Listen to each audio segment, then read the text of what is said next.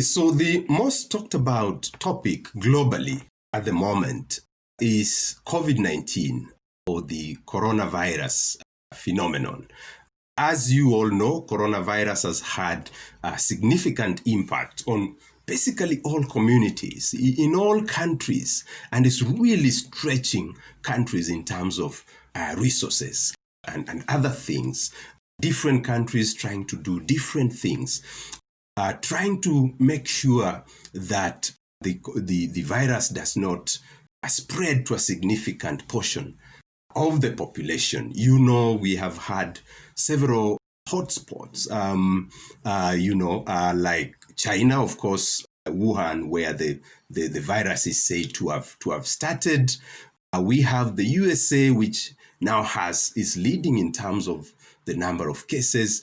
We had Italy, which was really problematic at some point, Spain, Germany, and so on. And so this has been a global phenomenon. And it is going on right now.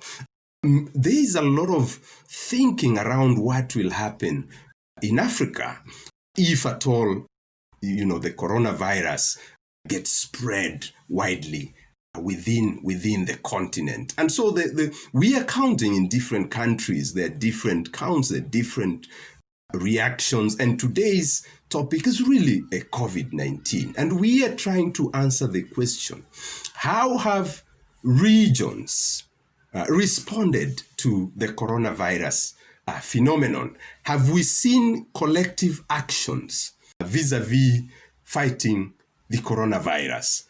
How have different parts of the world in terms of regions reacted? We remember in the EU, there have been complaints from heads of state in the European Union, from heads of state, claiming that as a body, the regional integration framework of the European Union has really not done much to promote a joint response to the coronavirus phenomenon. And this is part of what makes this very, very significant as we speak today. Within Africa, we have different regional economic communities. And it's good to paint a broader picture here before we go to the regional economic communities, otherwise called RECs. You know that Africa has for many years looked at regional integration as a panacea for development. Of course, Africa's problems with development. Africa has huge resources, minerals, different commodities, and so on. But Africa is always behind in terms of development. And so African leaders have for many years looked at coming together through regional integration as that one vessel that will lead Africa to the land of development. And so, there have been many recent developments around this issue. The most significant, perhaps, is the African Continental Free Trade Area, which, everyone is talking about.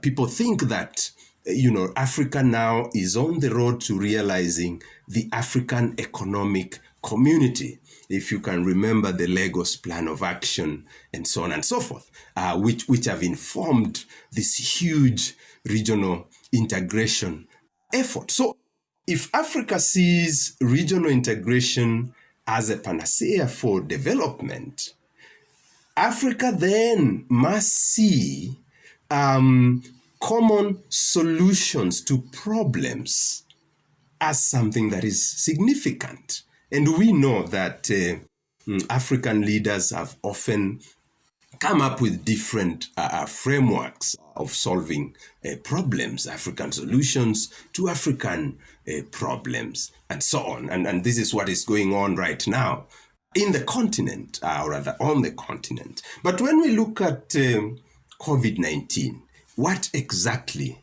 is going on?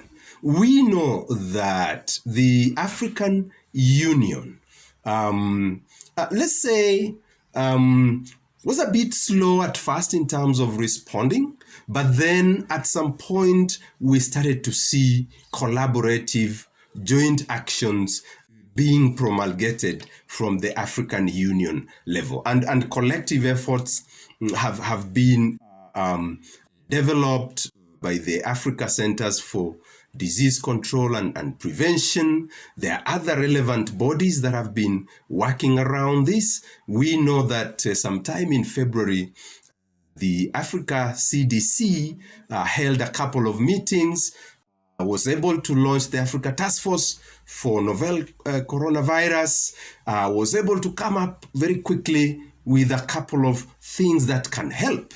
So, of course, we must always say that African Union was a bit slow when the coronavirus phenomenon kicked in.